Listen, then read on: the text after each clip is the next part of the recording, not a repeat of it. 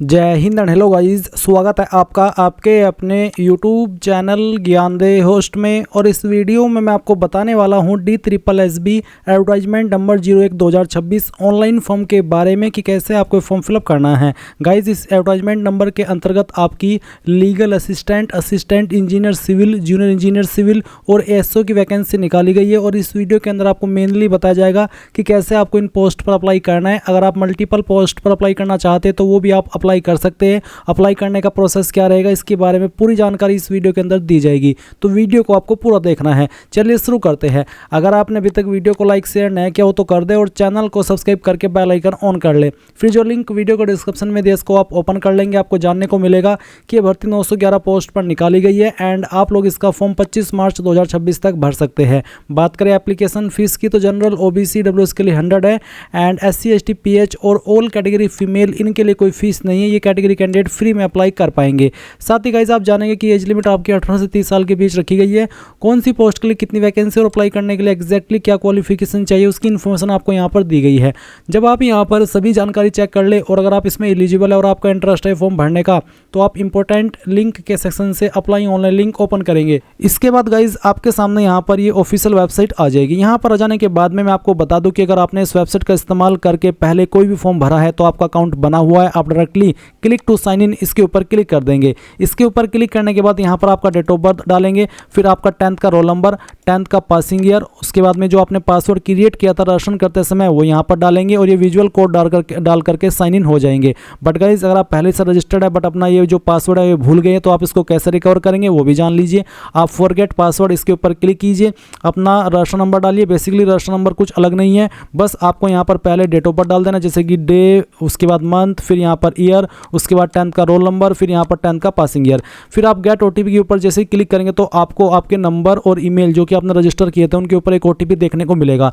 जैसे ही आप यहाँ पर कोई भी एक OTP का इस्तेमाल करके वेरीफाई कर देंगे तो आपको यहीं पर डिस्प्ले पर एक पासवर्ड बनाने का मौका मिलेगा। आप कोई भी अपनी मर्जी से नया पासवर्ड बना लेना और फिर उस पासवर्ड का इस्तेमाल करके आप यहाँ पर साइन इन हो जाना। और इस वीडियो को वहाँ से देखना जहाँ से मैंने रजिस्ट्रेशन का प्रोसेस बता करके अप्लाई करने का प्रोसेस बताया है। बट गाइज अगर आप बिल्कुल फ्रेशर है, आपने इस वेबसाइट का इस्तेमाल करके कोई फॉर्म भरा ही नहीं, पहली बार आप यहाँ पर DSSB के अंदर कोई फॉर्म भरने वाले हैं तो आपको इसमें पहले अकाउंट क्रिएट करना होगा, यानी कि रजिस्टर होना होगा। इसके लिए आपको यहाँ पर क्लिक फॉर न्यू रजिस्ट्रेशन इसके ऊपर क्लिक करना है। अब गाइज आपके सामने यहाँ पर इस तरह का इंटरफेस आएगा जहाँ पर सबसे पहले आपको आपका नाम एंटर करना है और ये जो नाम आप यहाँ पर एंटर कर रहे हैं ये आपको 10th के सर्टिफिकेट के अकॉर्डिंग एंटर करना है। फिर आपको आपके नाम को दोबारा डाल करके वेरीफाई करना है। इसके बाद में जो भी आपकी DOB है वो आपको 10th के सर्टिफिकेट के अकॉर्डिंग यहाँ पर सिलेक्ट करनी होगी। पहले आपको आपका ईयर, फिर इसके बाद में आपका मंथ और उसके बाद में डे, एंड देन आपको इसको दोबारा सेलेक्ट करके यहाँ पर वेरीफाई करना है। फिर आप यहाँ पर 10th का रोल नंबर डालेंगे, 10th के रोल नंबर को दोबारा डाल करके वेरीफाई कर देंगे। 10th आपने किस साल के अंदर पास कर ली थी वो साल सेलेक्ट करेंगे, उसको दोबारा सेलेक्ट करके आप यहाँ पर वेरीफाई कर देंगे। फिर आपको आपका जेंडर सेलेक्ट करना है, उसके बाद में जेंडर को दोबारा सेलेक्ट करके वेरीफाई करना है। नेशनलिटी आपकी यहाँ पर इंडियन रहेगी। इसके बाद आप यहाँ पर आपका फादर नेम एंटर करेंगे, फादर नेम को दोबारा डाल करके वेरीफाई करेंगे। मदर नेम डालेंगे, मदर नेम को दोबारा डाल करके वेरीफाई करेंगे। स्पाउस नेम के अंदर अगर आपकी शादी हो चुकी है तो आप आपके पति या फिर पत्नी का नाम डालेंगे और उसको दोबारा डाल करके वेरीफाई कर देंगे। फिर आप यहाँ पर मोबाइल नंबर डालेंगे, 10 डिजिट का, कोई 0 या फिर 91 लगाने की आपको जरूरत नहीं है। सिंपल 10 डिजिट का नंबर डालिए, उसको दोबारा डाल करके वेरीफाई कीजिए। अपनी ईमेल डालिए, ईमेल आईडी को दोबारा डाल करके वेरीफाई कीजिए और उसके बाद गेट OTP पर क्लिक कीजिए। देन आपकी ईमेल और नंबर दोनों पर OTP जाएंगे। आपको यहाँ पर पहले मोबाइल वाला फिर ईमेल वाला OTP डाल करके वेरीफाई कर देना है। उसके बाद आइडेंटिटी प्रूफ डिटेल में कुछ और जानकारी आपको देनी है, जैसे कि यहाँ पर पूछा है do you want to give Aadhaar as an ID proof. अगर आप आधार ID प्रूफ के रूप में देना चाहते तो आप यस करके आपका आधार नंबर डालिए, उसको दोबारा डाल करके वेरीफाई कीजिए। जो नाम आपका आधार कार्ड के अंदर है वही नाम आप यहाँ पर लिखिए, उसको दोबारा डाल करके वेरीफाई कीजिए। उसके बाद में गाइज आप यहाँ पर एक पासवर्ड बनाएंगे। पासवर्ड आपको कैसा बनाना है वो आप यहाँ पर देख लीजिए। आपको यहाँ पर पासवर्ड में कम से कम एक स्मॉल लेटर, एक कैपिटल लेटर और फिर इसके अलावा आपको स्पेशल कैरेक्टर का इस्तेमाल करना है और साथ ही आपको डिजिट का इस्तेमाल करना है। तो कुछ इस तरह का पासवर्ड आप बना लेंगे, उसको दोबारा डाल करके वेरीफाई करेंगे, यहाँ पर टिक करेंगे और फिर इसके बाद में टिक करके आप यहाँ पर जो भी जानकारी भरी है पहले तो प्रीव्यू के ऊपर क्लिक करके उसको वेरीफाई कर ले। जब आपको लगे कि यहाँ सभी जानकारी सही है तो फिर आप यहाँ पर आई हैव इसके ऊपर टिक करके सबमिट पर जैसे ही क्लिक करेंगे तो आपका रजिस्ट्रेशन हो जाएगा। और रजिस्ट्रेशन होने के बाद में गाइज आपको आपकी पूरी जानकारी आपकी डिस्प्ले डिस्प्ले पर देखने को मिलेगी। इसके बाद गाइज आप यहाँ पर अगेन होम पेज पर आ जाएंगे, क्योंकि जो आपका रजिस्ट्रेशन है वो कंप्लीट हो चुका है। अब आप इसमें यहाँ पर साइन इन होंगे। ये उनके लिए जो कि फर्स्ट टाइम इसमें रजिस्टर करके अप्लाई कर रहे हैं। तो आप क्लिक टू साइन इन इसके ऊपर क्लिक कीजिए और जो भी आपने आपका जो डेट ऑफ बर्थ अपना रजिस्टर किया है वो डेट ऑफ बर्थ डालिए, पहले डे फिर मंथ और उसके बाद में ईयर, फिर 10th का रोल नंबर, उसके बाद में 10th का पासिंग ईयर जो भी आपने सेलेक्ट किया था रजिस्ट्रेशन करते समय, अपना पासवर्ड जो आपने अभी अपनी मर्जी से बनाया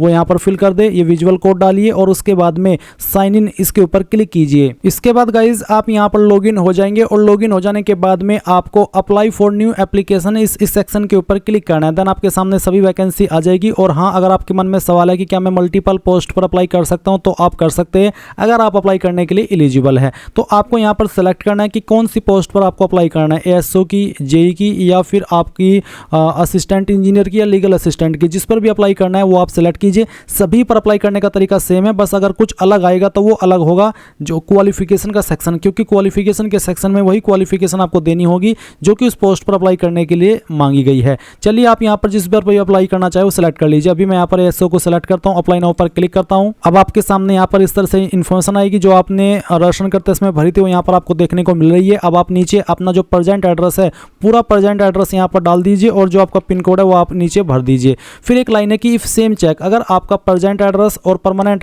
एड्रेस एक ही है, अलग अलग नहीं है, तो इस बॉक्स को टिक कर दे। अगर अलग अलग है तो अनटिक रहने दे और अलग से इस तरफ अपना परमानेंट एड्रेस फिल कर दे। फिर आती है कैटेगरी। तो जो भी आपकी कास्ट कैटेगरी है, जैसे कि जनरल हो तो यूआर, ओबीसी हो तो ओबीसी, एससी हो, एसटी हो, ईडब्ल्यूएस जो भी है वो आप सेलेक्ट कर लीजिए। मान लीजिए आप ओबीसी है तो मैं ओबीसी सेलेक्ट करता हूं।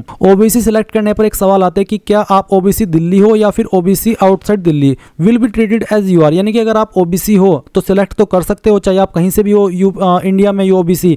बट गाइज अगर आप दिल्ली के अलावा किसी अन्य स्टेट के ओबीसी है तो आपको यहाँ पर जनरल के अंदर काउंट किया जाएगा और जो रिजर्वेशन के फायदे हैं वो नहीं मिलेंगे। रिजर्वेशन के फायदे उन्हीं को मिलेंगे जो कि ओबीसी दिल्ली है। तो जो भी है आपकी कैटेगरी वो आप यहाँ पर सेलेक्ट कर लें। जैसे कि मैंने यहाँ पर ओबीसी दिल्ली सेलेक्ट किया तो मेरे सामने आता है सर्टिफिकेट नंबर, यानी कि मुझे यहाँ पर कास्ट सर्टिफिकेट नंबर देना होगा।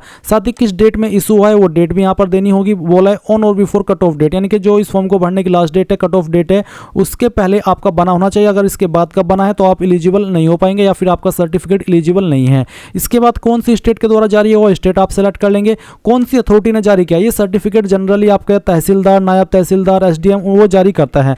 तो आपको यहाँ पर आपका जो सर्टिफिकेट है वो चेक करना है और जहाँ पर मोहर लगी हुई होती है वहीं पर सक्षम अधिकारी लिखा होता है और स्लैश लगा होता है और उसके बाद में लिखा होता है वो पोस्ट जिसने उसको जारी किया है, तो वही पोस्ट आपको यहाँ पर लिख देनी है। तो ये तो जानकारी मैंने बताई उनके लिए जो कि ओबीसी है। अभी यहाँ पर मैं थोड़ी सी बात उनके लिए भी करूंगा जो कि एससी एसटी है। बट उसके पहले एक सवाल है कि do you have a valid non creamy layer certificate, यानी कि जो अगर आप ओबीसी है तो आपको बताना है कि आप ओबीसी नॉन क्रीमी लेयर में आते हो। अगर हाँ तो यस, नहीं तो आप नो करेंगे। अगर आप नो करते तो आपको बोला है कि creamy layer OBC will be treated as UR, यानी कि जो ओबीसी क्रीमी लेयर है वो भी जनरल में ही काउंट होंगे और उनको भी रिजर्वेशन का फायदा नहीं मिलेगा। बट अगर आप नॉन क्रीमी लेयर है तो गाइज आपको यहाँ पर यस करना है और फिर जो ओबीसी को रिजर्वेशन के फायदे मिलते हैं या जो भी फायदे मिलते हैं वो आपको दिए जाएंगे। अब मैंने यहाँ पर गाइज जो कैटेगरी है वो एससी सेलेक्ट की है। तो एससी सेलेक्ट करने पर यहाँ पर कोई ऐसा सवाल नहीं है कि आप दिल्ली के एससी है या फिर कहीं के और के एससी है।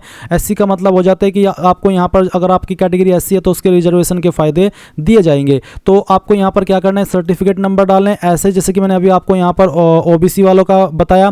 फिर उसके बाद में कब आपने आपका सर्टिफिकेट बनवाया वो डेट सेलेक्ट कर लेंगे। किस डेट के द्वारा जारी हुआ है वो डेट आपको वो स्टेट आपको सेलेक्ट करनी होगी। इसके बाद आप देखेंगे सर्टिफिकेट इश्यूइंग अथॉरिटी, कौन सी अथॉरिटी यानी कि कौन सी पोस्ट के द्वारा आपका सर्टिफिकेट जारी हुआ है वो आपको यहाँ पर भर देना है। जैसे कि अभी मैंने अभी बताया अभी कि आप आपका सर्टिफिकेट चेक करेंगे और उसके ऊपर सक्षम अधिकारी के बाद में जो भी पोस्ट लिखी है वही पोस्ट आपको यहाँ पर लिख देनी है। उसके बाद में आप यहाँ पर देखेंगे सब कैटेगरी, अगर आपकी कोई इनमें से सब कैटेगरी है जैसे कि एक सर्विसमैन हो, डीयू एसआईबी एम्प्लॉय हो, गवर्नमेंट सर्वेंट हो, कम से कम 3 साल की सेवा की हो तो आप उसको सेलेक्ट कर लेंगे। अगर आप विकलांग है तो आप डिफरेंटली एबल सेलेक्ट करेंगे। अगर आपकी इनमें से कोई कैटेगरी नहीं है तो उसको ऐसे ही छोड़ दे। फिर एक और सवाल है कि डिब्रेड बाय बोर्ड और एनी अदर एजेंसी, क्या आप किसी बोर्ड के द्वारा या किसी एजेंसी के द्वारा डिब्रेड या ब्लैक लिस्ट किए गए हो। अगर हाँ तो यस, नहीं तो आप नो करेंगे और फिर उसके बाद डिक्लेरेशन के ऊपर टिक करके सेव एंड नेक्स्ट के ऊपर क्लिक कर देंगे। अब आपके सामने यहाँ पर अपलोड फोटोग्राफ एंड सिग्नेचर का सेक्शन आ चुका है। गाइज ये सेक्शन भी काफी प्रॉब्लम आपको क्रिएट कर सकता है, बट मैं आपके लिए उसके संबंध में रामबाण तैयार पहले ही रखा हूं। वो इसलिए क्योंकि अगर आप इस वीडियो के डिस्क्रिप्शन में जो लिंक दिया इसको ओपन करेंगे और ओपन करके नीचे की तरफ आएंगे तो आपको एक वीडियो मिलेगी। ये वीडियो आपके लिए रामबाण साबित होगी क्योंकि गाइज इस वीडियो के अंदर मैंने बहुत ही अच्छे से बताया, चाहे आप फॉर्म को मोबाइल से भर रहे हो या कंप्यूटर से भर रहे हो। अगर आप इस वीडियो को वॉच करके देखेंगे तो आपको पता चलेगा कि अपने मोबाइल से ही आप कैसे अपना फ़ोटो बना सकते हैं पोस्ट कार्ड साइज़ का, और फिर आप उसको अपलोड भी करेंगे और दिए गए साइज़ के अंदर करेंगे और कोई भी इशू नहीं आएगा। बस आप एक बार इस वीडियो को वॉच कर लेना, दिए गए तरीके से जो स्टेप मैंने बताए हैं उनको फॉलो कर लेना, कोई भी स्टेप मिस मत करना। तो आपका जो फ़ोटो है, आपका जो सिग्नेचर है, आपका जो पोस्ट कार्ड का फ़ोटो है या फिर थंब इंप्रेशन है, सभी अच्छे से अपलोड होंगे, कोई भी इशू नहीं आएगा। तो आप एक बार इस वीडियो को वॉच कर लेना। उसके बाद में आप यहाँ पर आएंगे और चूज फाइल के ऊपर क्लिक करेंगे और गाइज जो आपने फोटो तैयार किया है दिए गए इंस्ट्रक्शंस के अकॉर्डिंग वो आपको सिलेक्ट करना है, ओपन करना है, अपलोड के ऊपर क्लिक करना है। इस तरह से आपका फोटो आएगा। फिर आपको यहाँ पर आपका जो सिग्नेचर है वो अपलोड करना है। तो आप यहाँ पर इसके ऊपर क्लिक कीजिए, जहाँ पर आपकी सिग्नेचर की फाइल है सेलेक्ट कीजिए, ओपन कीजिए, आपका सिग्नेचर आएगा। अपलोड के ऊपर क्लिक करके वो इस तरह से अपलोड भी हो जाएगा। फिर आप यहाँ पर आपका जो थंब इंप्रेशन है वो भी अपलोड कर देंगे। तो जहाँ पर भी आपका थंब इंप्रेशन है वो फाइल आपको यहाँ पर सेलेक्ट कर लेनी है। चलिए मैं आपको यहाँ पर एक फ़ाइल अपलोड करके दिखाता हूँ थंब इंप्रेशन की। मैं इस फाइल को यहाँ पर सिलेक्ट कर लेता हूँ। ये फाइल सेलेक्ट करने के बाद में आप यहाँ पर इसको ओपन कर देंगे। ओपन करने के बाद में आप देखेंगे कि फाइल नेम आ चुका है। अपलोड के ऊपर क्लिक कीजिए और फाइल अपलोड हो चुकी है। फिर आपको राइट थंब इंप्रेशन अपलोड करना है। पहले आपको लेफ्ट थंब यानी कि बाएं अंगूठे का निशान और फिर दाएं अंगूठे का निशान यहाँ पर इस तरह से अपलोड कर देना है। सभी फाइल अपलोड हो चुकी है, कोई एरर नहीं आया। अब आप यहाँ पर नेक्स्ट के ऊपर क्लिक कर देंगे। इसके बाद गाइज आपके सामने यहाँ पर जो आपका पोस्ट सिलेक्शन है और जो आपका डिपार्टमेंट सिलेक्शन है वो आ जाएगा। जिस भी पोस्ट पर आप अप्लाई कर रहे हैं उस पोस्ट पर अप्लाई करने के लिए क्या क्या क्वालिफिकेशन चाहिए वो भी आपको देखने को मिलेगी, और वो पोस्ट किस किस डिपार्टमेंट के अंदर है वो भी आपको देखने को मिल जाएगा। जैसे कि मैंने एसओ सेलेक्ट कर रखा है तो एसओ की पोस्ट यहाँ पर दिल्ली पोल्यूशन कंट्रोल बोर्ड के अंदर भी है, service department GNCT of Delhi के अंदर भी है, और तीसरा है Delhi urban shelter improvement board, इसके अंदर भी है। तो क्या आपको तीनों पर अप्लाई करना है? अगर आपको तीनों पर अप्लाई करना है तो आप यहाँ पर तीनों को टिक कर देंगे। और आप ये भी देख सकते हैं कि इन पर अप्लाई करने के लिए क्या क्वालिफिकेशन चाहिए। जैसे कि जो आपका पहला है दिल्ली पोल्यूशन कंट्रोल बोर्ड, इस पर बैचलर कोर्स डिग्री यानी कि ग्रेजुएट की क्वालिफिकेशन मांगी है, साथ ही बेसिक नॉलेज ऑफ कंप्यूटर भी कहा है। और जो आपकी इस डिपार्टमेंट में वैकेंसी है सेकंड नंबर पर, तो इसमें भी ग्रेजुएट की योग्यता मांगी है। और तीसरा जो है बैचलर डिग्री मांगी है इस पर भी, और साथ ही बोला कि कंप्यूटर की नॉलेज भी आपको होनी चाहिए। तो आप यहाँ पर अगर आपको तीनों पर अप्लाई करना है तीनों को टिक कर देना इस तरह से जैसे कि मैंने टिक किया है, और उसके बाद में सेव एंड नेक्स्ट के ऊपर क्लिक कर देना। और अगर आपको किसी एक पर ही अप्लाई करना है तो आप किसी एक को ही टिक करना। उसके बाद यहाँ पर पहले मैं दिल्ली पोल्यूशन कंट्रोल बोर्ड को प्रेफरेंस दे रहा हूँ या फिर इस पर अप्लाई कर रहा हूँ तो मैं इसको सेलेक्ट कर लेता हूँ। उसके बाद इस पर अप्लाई करने के लिए बैचलर डिग्री मांगी है तो मैं इसको टिक कर देता हूँ। देन यहाँ पर नीचे की तरफ आप आएंगे, क्वालिफिकेशन में ग्रेजुएशन सेलेक्ट कर लेंगे। फिर यहाँ पर डिसिप्लिन में क्वालिफिकेशन जो भी आ रही है उसको सेलेक्ट कर लेंगे। परसेंटेज आपकी कितनी है 2 पॉइंट के साथ में लिखनी है, अप टू 2 डेसिमल। कहने का मतलब यह है कि जो आपकी परसेंटेज जब आप निकालते हो जो पॉइंट में निकल के आती है वो भी आपको टाइप करनी होगी। अब कुछ कैंडिडेट के नंबर तो सीजीपीए के अंदर है तो वो कैसे भरेंगे गाइज, आपको आपके नंबर को सीजीपीए से परसेंटेज में कन्वर्ट करना होगा। फिर आप आपकी स्टेट सेलेक्ट करेंगे जहां से आपने क्वालिफिकेशन की है, और आपको फिर आपकी यूनिवर्सिटी सेलेक्ट कर लेनी है। अगर यहाँ पर है तो यहाँ से सेलेक्ट कर लें, नहीं तो आप अदर का ऑप्शन सेलेक्ट करके खुद से अपनी यूनिवर्सिटी का नाम दे सकते हैं। बट अगर यहीं पर आपकी यूनिवर्सिटी है तो आप यहीं से सेलेक्ट कर लेना।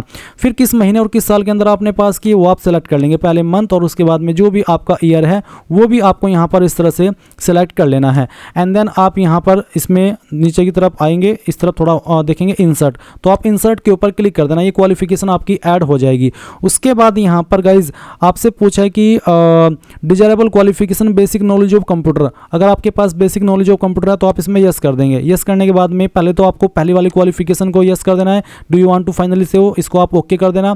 उसके बाद में इन्फॉर्मेशन आपकी सेव होगी, और फिर सेकंड वाली है do you want to finally save, इसको भी आप यस कर देना। यस करने के बाद ये इन्फॉर्मेशन भी आपकी सेव हो जाएगी। उसके बाद आप यहाँ पर देखेंगे आपको क्या करना है, ये जो आपकी एक डिपार्टमेंट की क्वालिफिकेशन है वो तो आपने सेव कर दी है। अब आपको सेकंड क्वालिफिकेशन की भी इस तरह से ही, सेकंड डिपार्टमेंट की भी क्वालिफिकेशन इस तरह से देनी है। जैसे कि मैंने ये वाला डिपार्टमेंट सेलेक्ट किया, मेरे सामने आया कि अप्लाई करने के लिए इसमें ग्रेजुएशन की योग्यता मांगी और साथ ही कंप्यूटर प्रोफिशिएंसी, मैं इसको टिक करता हूँ। उसके बाद में फिर इस तरह से क्वालिफिकेशन आ जाएगी, ग्रेजुएशन सेलेक्ट कर लेता हूँ। डिसिप्लिन में ये क्वालिफिकेशन जो परसेंटेज आई थी वो परसेंटेज आपको यहाँ पर मेंशन कर देनी है पॉइंट के साथ में। उसके बाद में आप यहाँ पर देखेंगे आपकी स्टेट पूछिए जहां से आपने इस क्वालिफिकेशन को किया है, आपकी यूनिवर्सिटी यहां पर आपको बतानी है। फिर गाइज आपको यहां पर जो आपका महीना है और साल है वो बताना होगा कि किस महीने और किस साल के अंदर आपने इसको पास कर लिया था। फिर आप इंसर्ट के ऊपर क्लिक करेंगे और ये जो क्वालिफिकेशन है वो यहाँ पर आ जाएगी। जैसे ये क्वालिफिकेशन आ जाए तो आप यहाँ पर नीचे कंप्यूटर प्रोफिशिएंसी इसके ऊपर टिक कर देंगे, फिर आप do you want to finally save इसके ऊपर क्लिक कर देंगे और ये जो क्वालिफिकेशन है वो भी आपकी ऐड हो जाएगी। गाइस यहाँ पर जब मैं ये फॉर्म भर रहा था तो मेरे सामने एरर आ गया और मैं लॉग आउट हो गया। तो ऐसे में यहाँ पर अगर आपके सामने भी कुछ ऐसा एरर आ जाता है तो मैं आपको पहले ही बता दे रहा हूँ कि आपको करना क्या है। आप अगेन लॉगिन करेंगे, लॉगिन करने के बाद में आपको यहाँ पर इसमें क्या करना है, आप देखेंगे सबमिट फाइनल एप्लीकेशन, आप इस वाले सेक्शन पर क्लिक करेंगे, फिर आपको सेलेक्ट पोस्ट अप्लाइड, आप इसको सेलेक्ट करेंगे क्योंकि फिर आप शुरू से अप्लाई नहीं कर सकते, बीच से फॉर्म को ही स्टार्ट करना होगा। तो आप सिलेक्ट पोस्ट अप्लाइड ये वाली पोस्ट सेलेक्ट कर लेंगे जो कि आप भर रहे थे जहां पर आपको एरर आया था, फिर आप सबमिट कर देंगे। गाइज यहाँ पर मैं आपको बता दूं कि जब मैं ये फॉर्म भर रहा था तो मेरे सामने एरर आ गया और मैं लॉग आउट हो गया। तो अगर आपके सामने भी कुछ ऐसा प्रॉब्लम आ जाता है तो आपको अगेन लॉगिन करना होगा और लॉगिन करने के बाद में जिस भी स्टेप पर आपको इशू आया है, मान लीजिए आपको इशू आया है फोटोग्राफ के सेक्शन में तो आप अपलोड फोटोग्राफ के ऊपर क्लिक करेंगे, और अगर आपको इशू आया है क्वालिफिकेशन के सेक्शन में तो आप क्वालिफिकेशन एक्सपीरियंस इस सेक्शन के ऊपर क्लिक करेंगे और जिस पोस्ट को भी आप अप्लाई कर रहे हैं तो पोस्ट सेलेक्ट कर लेंगे और सबमिट कर देंगे। सबमिट करने के बाद आप यहाँ पर उसी इंटरफेस पर आएंगे जहाँ से आप बैक हुए थे या फिर आपको लॉग आउट किया गया था। अब मैं यहाँ पर अपडेट एंड नेक्स्ट इसके ऊपर क्लिक करता हूँ। उसके बाद में यहाँ पर मैं 2 की जो क्वालिफिकेशन है वो भर चुका हूँ। अब मैं यहाँ पर तीसरी पोस्ट को सेलेक्ट कर लेता हूँ क्योंकि मैंने जब इसमें अप्लाई कर रहा था तो मैंने तीनों को ही प्रेफरेंस दी थी। इसके बाद इस पर अप्लाई करने के लिए ये वाली क्वालिफिकेशन चाहिए, मैंने इसको सेलेक्ट किया, फिर यहाँ पर ग्रेजुएशन, उसके बाद में यहाँ पर फिर बैचलर डिग्री, फिर आपकी जो परसेंटेज है वो आपको यहाँ पर अगेन इस तरह से बता देनी है, कौन सी स्टेट के अंदर इससे आपने पास किया वो स्टेट आप सेलेक्ट करेंगे, किस यूनिवर्सिटी के द्वारा पास किए वो यूनिवर्सिटी आप सेलेक्ट कर लेंगे, किस महीने के अंदर पास या किस साल के अंदर पास किए वो भी आपको यहाँ पर सेलेक्ट कर लेना है। फिर आप इंसर्ट के ऊपर क्लिक करेंगे तो ये क्वालिफिकेशन भी आपकी ऐड हो जाएगी। अब आप यहाँ पर नीचे do you want to finally save इसके ऊपर क्लिक करके यहाँ से ओके कर देंगे। अब आपका देखेंगे कि डिटेल्स आपकी सेव हो चुकी है। डिटेल्स सेव हो जाने के बाद में आप नीचे नेक्स्ट के ऊपर क्लिक कर देंगे।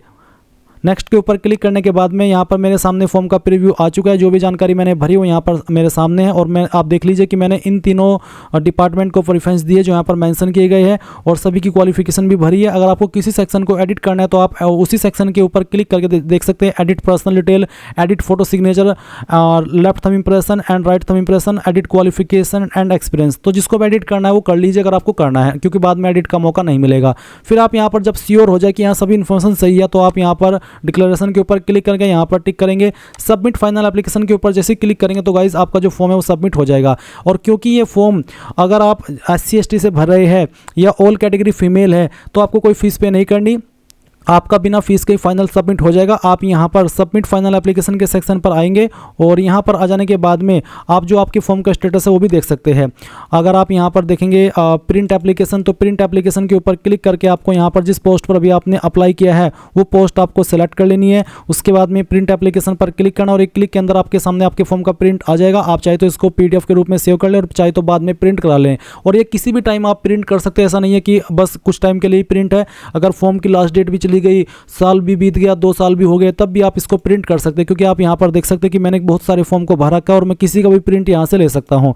अब गाइज अगर आपको मल्टीपल पोस्ट पर अप्लाई करना है तो आप again apply for new application इस सेक्शन के ऊपर क्लिक करेंगे और जिस पर भी आपको दोबारा अप्लाई करना है, जैसे कि एक पोस्ट पर तो आपने अप्लाई कर लिया, तो मान लीजिए आपको अप्लाई करना है अब JEE की पोस्ट पर, तो आप अप्लाई नाउ के ऊपर क्लिक करेंगे और ऐसे ही जानकारी भरेंगे जैसे कि अभी आपने ASO की भरी है। उसमें जो सेक्शन अलग आएगा वो आएगा सिर्फ क्वालिफिकेशन का, बाकी का सब कुछ सेम रहेगा, कुछ भी आपको अलग भरने की आवश्यकता नहीं है। सो इस तरह से गाइज आप लोग DSSB new vacancy 2026 online form को भर पाएंगे। आई होप ये प्रोसेस आपको पसंद आया होगा। So thanks for watching. जय हिंद।